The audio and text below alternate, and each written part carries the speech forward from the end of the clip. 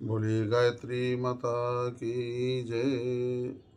आइए गीता चिंतन में आज हम अध्याय 11 श्लोक नंबर 55 का चिंतन करते हैं। आज 11वें अध्याय के अंतिम श्लोक में भगवान अर्जुन से कहते हैं कि हे अर्जुन, मेरा भक्त कौन है और मुझे प्राप्त कौन जो करता है, तो वह सुनो।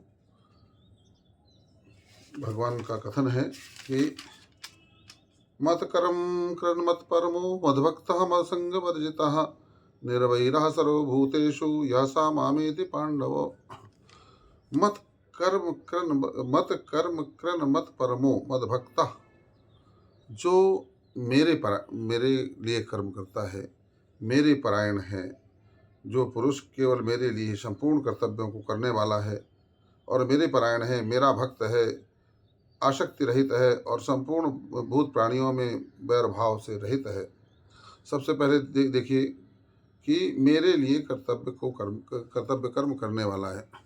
तात्पर्य क्या है कि भगवान के लिए कर्म करने का तात्पर्य यह है कि हम इस संसार में हैं तो सदा यह भाव रखें कि संसार भगवान का है, इस संसार भगवान ने बनाया है और हम एक उसके कर्मचारी हैं, उसकी बगिया के एक माली हैं और बस हमारा कर्तव्य ये है कि भगवान की बगिया की रक्षा करें। जो हमें कर्तव्य कर्म दिया है, कहीं हम पिता हैं तो पिता का रोल अदा करें, कहीं पति हैं तो पति का रोल अदा करें, कहीं पुत्र हैं तो पुत्र का रोल अदा करें। अर्थात हमें सिर्फ भगवान के कर्मचारी बन करके काम करना है। मैं मान करके, मेरा मान करके जब कोई व्यक्ति कर्म करता है तो वही व्यक्ति कर्म बंधन में पड़ता है।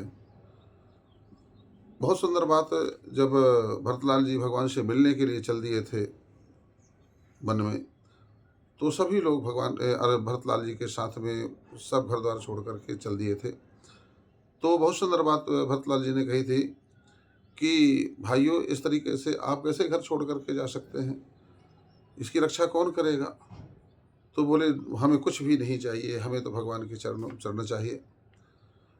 तो भरतलाल जी ने कहा था कि अपना मान करके मत घर की रक्षा करो, ये भगवान का है ऐसा मान करके जो है इसकी रक्षा करो। संपत्ति सब रघुपति कई आही है, ये संपत्ति किसकी है? सब कुछ भगवान की है। ठीक इसी तरह से हम भी जहाँ भी रहते हैं ये मान करके चलें, ये सब कुछ भगवान का है। भगवान ने हमें केवल वहाँ नियुक्त किया है, हमें जो है कोई कार्य सौंपा है, उस कार्य को हम भगवान के निमित्त करते हैं, अपने जो है स्वार्थ के निमित्त नहीं करते हैं। यह होता है आपके केवल भगवान के लिए संपूर्ण कर्म करना। दूसरी बात फिर आती है कि मेरे परायण हैं। मेरे परायण होने का तात्पर्य क्या है कि भगवान के आश्रित ही रहना। जो भगवान देते हैं, जैसा भगवान देते हैं, जो देते हैं उसी में संतोष करना। जबरदस्ती जो है अनीति और अन्याय से कुछ भी प्राप्त करने का प्रयास नहीं करना। यह भगवान के परायण होने का जो है, जो भगवान दे देंगे हम उसी में जो है खुश हैं और हम अनीति और अन्याय से उपार्जन नहीं करेंगे, किसी को धोखा नहीं देंगे, किसी को दगा नहीं देंगे। यह भगवान के परायण होने की बात है, भगवान ने कही है। और दूसरा, आसक्ति रहित जो है, जो आसक्ति रहित है, जो भी मेरे द्वारा दिया गया है उसको, चाहे परिवार हो, चाहे धन हो, चाहे दौलत हो, चाहे पद हो, चाहे प्रतिष्ठा हो, चाहे मान हो, चाहे सम्मान हो, यह सब कुछ क्या किसके द्वारा मिला है? हमें परमात्मा के द्वारा मिला है। और परमात्मा के द्वारा मिला है तो ये सदा मान करके चलें कि परमात्मा ही ने हमको दिया है, परमात्मा ही हमें ये प्रतिष्ठा दी है, परमात्मा ने मान दिया, सम्मान दिया है। और बड़े बड़े अगर हम कार्य भी कर रहे हैं तो परमात्मा के द्वारा ही हो रहे, परमात्मा ही करवा रहे हैं। कभी किसी प्रकार से इनमें आसक्ति नहीं हो जाना चाहिए, ये मेरा हूँ, ये मैं हूँ। आसक्ति जब होती है ना तो मैं और मेरा दोनों ही जो है प्रगाढ़ हो जाते हैं और मैं और मेरा दोनों ही जीव के लिए बंधन हैं। तो आसक्ति रहित होना चाहिए। बड़े बड़े का अभिमान नहीं आना चाहिए। बड़े बड़े कार्य करें, बड़े बड़े यज्ञ करें, बड़ी बड़ी पूजाएं करें, बड़ी बड़ी आयोजन करें, मगर उसमें सदा यह ध्यान रखें कि केवल ये करवाने वाले भगवान हैं। इनमें आसक्त नहीं होना है। जैसा भगवान जब चाहेंगे वैसा करवाते जाएँगे, हम वैसा ही जो है करते जाएँगे। छोटा से छोटा कार्य भी भगवान हमको सौंपेंगे तो हम छोटा से छोटा कार्य भी करेंगे। बड़ा से बड़ा कार्य भी अगर वो भगवान सौंपेंगे तो वह भी आसक्ति रहित हम यह मान करके ये भगवान का दिया हुआ है, भगवान हमसे ऐसा करवाना चाहते हैं तो हम कर रहे हैं। इसके बाद में संपूर्ण भूत प्राणियों में बैर भाव का ना होना।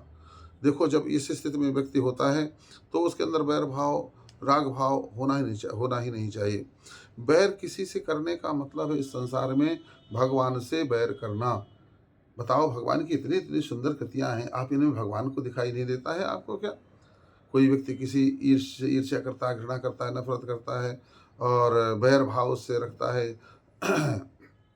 जब आप एक साधारण पत्थर में भगवान की मूर्ति मान लेते हैं और भगवान से प्यार करने लगते हैं, तो जब इस संसार में, पूरी सृष्टि में इतने सुंदर सुंदर रूप में भगवान घूम रहे हैं, तो क्या आप उनसे बैर भाव रख करके भगवान से बैर भाव नहीं रखते हैं? अर्थात इस संसार में अगर कहीं भी अगर आपका किसी से भी बैर भाव है तो यह मान लेना कि वह आपका बंधन का हेतु है और भगवान की कितनी भी आप पूजा कर लें मगर भगवान को प्राप्त होने वाले नहीं हैं।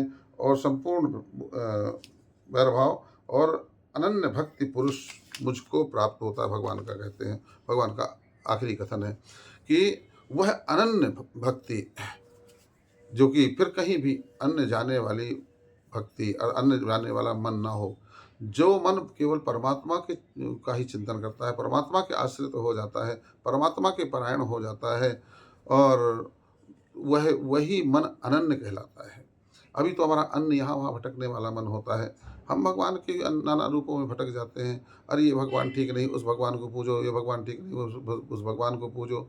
अभी कितने ऐसे लोग होंगे जो 10-20 वर्ष से अब कोई दूसरी भगवान की पूजा करते रहे होंगे, मगर अभी कुछ ऐसा समय आया है कि जो है, अरे जो है फलानी जगह जाओ, फलानी जगह पूजा करो, वही भगवान ठीक है। उन्हें नहीं, ऐसा नहीं होना चाहिए। भगवान की किसी भी रूप में आपकी श्रद्धा जब बन गई वहीं से जो है भगवान आपका कल्याण करेंगे और आपकी रक्षा करेंगे। तो भगवान को वही प्राप्त होता है जो अनन्य भक्ति से भरा हुआ होता है। बोले गायत्री माता की।